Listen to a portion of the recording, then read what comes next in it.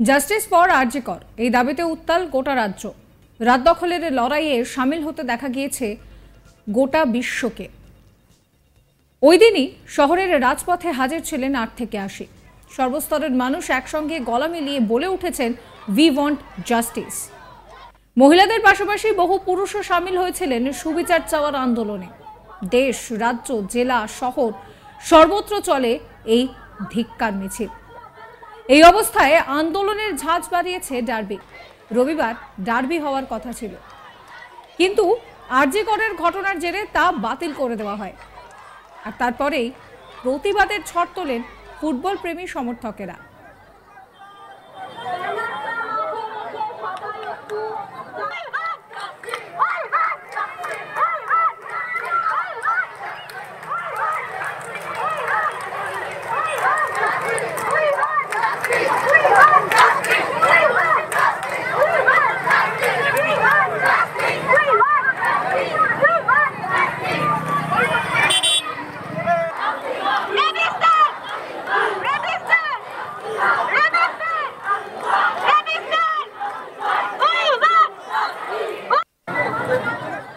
রবিবার সাংবাদিক বৈঠক করে ম্যাচ বাতিলের কারণ হিসেবে বিধাননগর পুলিশ দাবি করে যে গোয়েন্দা সূত্রে খবর রয়েছে সাধারণ দর্শকের মধ্যে ঢুকে অশান্তি পাকাতে পারে কিছু লোক।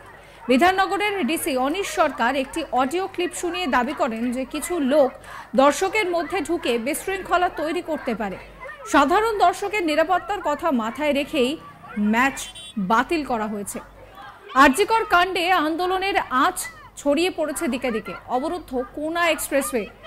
রবিবার ডার্বি বন্ধের পর আন্দোলনের পথে নেমেছে ইস্টবেঙ্গল মোহনবাগানের সমর্থকরাও। আর তাতেই ব্যাপক যানজট সৃষ্টি হয় কোনা এক্সপ্রেসের মতন গুরুত্বপূর্ণ রাস্তায়।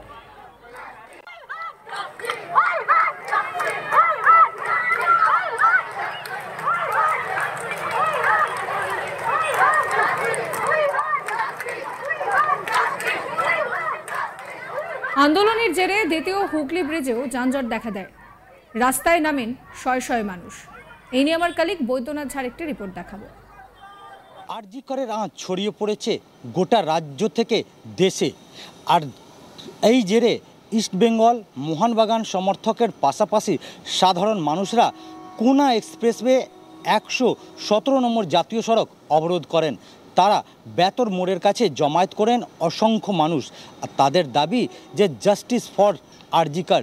তারা চাইছেন যে আরজি কর ঘটনা যেটা ঘটেছে তার যাতে দ্রুত শাস্তি দেওয়া হোক দোষীদেরকে চিহ্নিত করে। আর এই জেরে কোনা এক্সপ্রেসওয়ে বন্ধ করে দেন প্রায় আধ ঘন্টা, যার ফলে দ্বিতীয় হুগলি সেতু থেকে কলকাতা যাওয়ার ও আসার পথ পুরোপুরি বন্ধ হয়ে যায়। এই ঘটনা জেরে বেশ কিছুক্ষণ যানজটের সৃষ্টি হয়। খবর পেয়ে ছুটে আসেন হাওড়া সিটি পুলিশের আধিকারিকরা। তারা সমর্থকদের বুঝিয়ে সুঝিয়ে সেইখান থেকে সরিয়ে দেওয়ার চেষ্টা চালান। প্রায় আধ ঘন্টার চেষ্টার পর পথ অবরোধ তারা তুলে নেন ও তারপরে যাতায়াত শুরু হয়। কিন্তু যে সমর্থক তারা দাবি করছেন তাদের বক্তব্য যে আরজি করে যে ঘটনাটা ঘটেছে সেটা খুবই নিন্দনীয়। আর সেই জেরে তারা এই পথে নেমেছেন। এই বিক্ষোভে ইস্টবেঙ্গল মোহনবাগানের পাশাপাশি সাধারণ মানুষ তাদের একটাই বক্তব্য, যারা দোষী রয়েছে তাদেরকে দ্রুত চিহ্নিত করে তাদেরকে দোষীদেরকে শাস্তি দেওয়া হোক। জাস্টিস ফর আরজি কর এই দাবিতে উত্তাল গোটা রাজ্য। রাত দখলের লড়াইয়ে সামিল হতে দেখা যায় গোটা রাজ্যবাসীকে। ওই দিনই শহরের রাজপথে হাজির ছিলেন 8 থেকে 80 সর্বস্তরের মানুষের সঙ্গে গলা মিলিয়ে সবাই বলে ওঠেন উই ওয়ান্ট জাস্টিস। মহিলাদের পাশাপাশি বহু পুরুষও সামিল হন সুবিচার চাওয়ার এই আন্দোলনে। দেশ, রাজ্য, জেলা, শহর জুড়ে এই ধিক্কার মিছিলে পা মিলিয়ে আরজি করের ডাক্তারি পড়ুয়া খুনের বিচার চেয়েছেন সবাই। এই অবস্থায় আন্দোলনের ঝাঁজ বাড়িয়েছে ডার্বি। রবিবার ডার্বি হওয়ার কথা ছিল, কিন্তু আরজি করের ঘটনার জেরে তা বাতিল করে দেওয়া হয়।